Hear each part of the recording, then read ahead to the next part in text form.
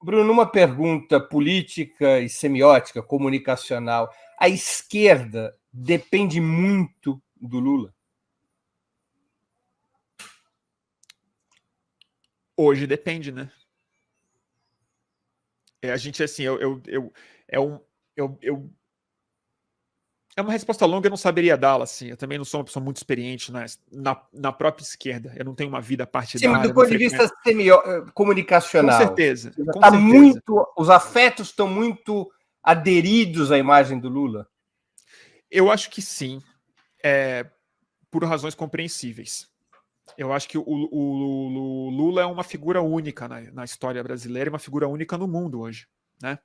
E isso tem uma beleza muito grande, mas me deixa um pouco assustado também da nossa incapacidade como país, não como esquerda, de produzir lideranças capazes de construir algo além. E o Lula, ele é maior do que a esquerda. Não o Lula, né, como pessoa, mas o que ele representa, né? Ele é a ascensão popular do operário brasileiro, ele tem uma história, tem uma linguagem, tem uma biografia, tem uma jornada de herói da própria prisão dele, né? Uma coisa meio América mesmo, assim. Ele sai de baixo, ele chega lá, ele cai no inferno e agora ele volta, né? É uma coisa mítica de verdade. E ele é maior do que o PT. A prova disso é que a gente não ganha eleição presidencial sem o Lula sendo o representante mesmo disso. A Dilma ganhou, mas assim, o Lula foi central de existir e acho que hoje ele é mais, infelizmente, né? Ele é mais. Mas eu me pergunto o que a gente vai fazer depois das eleições. E isso vai ser uma pergunta muito importante e eu acho que o Lula tem inteligência e sensibilidade o suficiente para saber disso também, porque ele tem 77 anos, é o último mandato dele. Aliás, ele completa hoje, que ele 77 completa hoje, parabéns, presidente Lula. E a gente tem muita sorte, porque eu acho que qualquer outro político do Brasil, progressista ou não, perderia do Bolsonaro essas eleições, tá? Eu acho que o Ciro Gomes perderia feio, a Simone Tebet perderia feio, se o Lula estivesse fora do jogo. Não tivesse candidatado, tivesse preso, tivesse doente, tivesse exilado, qualquer coisa. A gente perderia essa eleição. O Lula e o Bolsonaro, eles têm um conflito essencial, que é um conflito até... Ele está antes da própria ideologia no espectro esquerda e a direita. Ele faz parte do conflito brasileiro essencial, que é o Brasil é popular, que insiste em existir, se manifestar e florescer e se oferecer como povo brasileiro, e a elite que expolia esse país há 500 anos e que não aceita isso, que tem isso aqui como uma fazenda de extração de minério e cana-de-açúcar. E esse conflito é o segundo turno. É por isso que minério, o Bolsonaro... carne-de-açúcar, suor e sangue. E escravidão, cara. E escravidão. Escravidão.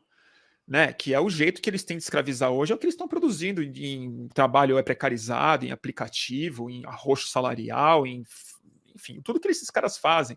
E isso não é uma ideologia assim descrita claramente, isso é a história do Brasil encarnada. Então, a gente depende do Lula para ganhar essas eleições e depende do Lula para fazer algo que a Marina Silva tem falado de maneira, com a linguagem dela, mas de maneira inteligente, eu acho.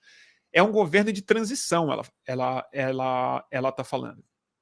Mas não é uma transição do que a Folha de São Paulo fala, de transição rumo a uma economia. Não sei o que. Ela fala assim, ó, é uma geração política que vai se aposentar. Quem redemocratizou esse país, eu tô lendo agora a biografia, a história do PT, que o Celso Rocha de Barros acabou de publicar. Eu entrevistei o Celso na semana passada. E é um livro muito importante. Eu acho que todo mundo precisava ler esse livro. Eu ainda não acabei, eu estou no começo e certamente muita gente vai disputar muitas histórias que estão lá. Mas é muito importante que nesse momento a gente veja essa história dessa transição que houve entre a ditadura e a democracia e o PT como o grande protagonista da formação de um novo participante da política, de um novo cidadão, de um novo trabalhador, de uma nova intelectualidade, porque é uma transição parecida com o que a gente vai precisar passar nos próximos anos. A direita já fez essa transição. A esquerda não fez. Porque é o seguinte, a geração que redemocratizou... Quando você diz que a direita fez essa transição, a velha direita foi esmagada e emergiu esse neofascismo bolsonarista? Eles estão com a vanguarda, Breno. Nós estamos correndo atrás da compreensão desse novo eleitor que eles sabem manipular, sabem operar, sabem seduzir. Eles são mais jovens do que a gente. O deputado mais votado do país é um moleque. Nicolas 1,5 Ferreira. milhão de votos em Minas Gerais, não em São Paulo. Então, assim, num colégio eleitoral menor do que São Paulo, ele teve uma votação 50% mais alta do que a do Boulos em São Paulo. E é um jovem fascista, alucinado, influencer, tiktoker, entendeu?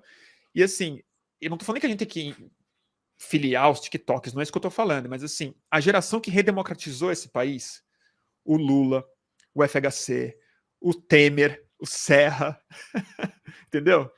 O Tarso Genro, o Olívio Dutra, o Sarney, esses caras estão se aposentando, gente. Acabou. Quem vai se apresentar? Qual é a geração? Qual é o lastro que essas pessoas têm? O que a gente está construindo de verdade para além de ser correligionário do Lula? O que a gente está construindo de verdade, de estrutura, de base social, de verdade nova, que consiga conversar com gente que não é de esquerda? Porque é isso, para ganhar eleição, a gente precisa conversar com o coração e com a cabeça, e com o bolso, e com as expectativas e com os sonhos de gente que não gosta de política. Que tem outras prioridades. Um problema, uma questão adicional, Bruno, porque se nós olharmos para a história do Brasil, fico com a ideia de que em 100 anos, literalmente em 100 anos, a esquerda produziu 3 grandes lideranças de massa. Cada uma delas emerge a partir de um acontecimento histórico de enorme impacto. Luiz Carlos Prestes, com a coluna Prestes. Sim. Leonel Brizola, com a campanha da legalidade, em 1961, e o Lula com as greves operárias. O Prestes, quando ele já entrava na sua curva outonal, o Brizola já estava ativo. Ele pega o bastão e segue adiante. Quando o Brizola entra no seu declínio, o Lula já estava em campo, pega o bastão e segue adiante. O Lula, até por uma razão biológica, ele chegará quase ao mesmo tempo no seu apogeu e no seu momento final. Ele ganha as eleições para o capítulo final da sua vida política. E ainda não é visível quem pega o bastão. E isso pode ser um processo interessante também, porque isso se conecta com a conversa que a gente teve antes, que assim, a gente tem um cidadão diferente. A gente tem um cidadão que é um emissor de conteúdo. Ele não é um eleitor passivo que ouve a mensagem de um líder. As pessoas não aceitam mais, e principalmente a esquerda não aceita mais lideranças pessoais, figurativas, porque é isso. Um dos slogans que eu acho muito narcísico, muito errado, mas é um slogan genuíno do Occupy, de junho, que é não tem liderança aqui. Né? A gente está querendo produzir um outro processo político. E precisa de liderança? Precisa. Precisa de nome para ganhar a presidência? Precisa. Precisa de aglutinadores, gente que seja capaz de vocalizar? Precisa. Mas eu acho que o processo mais importante que precisa ser feito antes do Lula emergir, do novo Lula emergir, ou da nova Lula emergir, é pensar quem botou o Lula lá. Não foi o Brizola. Claro. Ele produziu um movimento de protagonismo. Assim como quem colocou o Brizola também não foi o Prestes. Não foi o Prestes. E quem colocou o Prestes não foi o Prestes sozinho. Quer dizer, assim, ele conseguiu produzir um fenômeno de organização política de um novo trabalhador, um novo cidadão. Eu acho que o novo Lula vai ser uma pessoa que vai ser capaz, com propriedade, com autoridade biográfica e moral e genuinamente, conversar com a nova precarização do nosso trabalho, transcender o discurso do próprio empreendedorismo, do estou sozinho aqui, quer dizer assim, é falar com a angústia latente do sujeito neoliberal, que é falar assim, tá vendo essa sua tristeza, esse seu salário baixo, esse seu medo? Isso tem uma resposta, a gente pode estar junto novamente, a gente pode ser solidário de novo, a gente pode lutar novamente e ganhar do aplicativo, do banco, de tudo mais. Vai ser esse cara e que, ao mesmo tempo, vai conseguir se comunicar com esse cidadão que é perfil também, que não é um receptor de informação, que é um opinador frequente. Então, não é um desafio simples e que não está na mão do Lula mesmo. a gente tem alguns nomes, mas eu acho que ninguém ainda, pelo menos na minha cabeça, ainda não apareceu assim. Mas talvez em 79, em 80, 82, não fosse claro que era o Lula.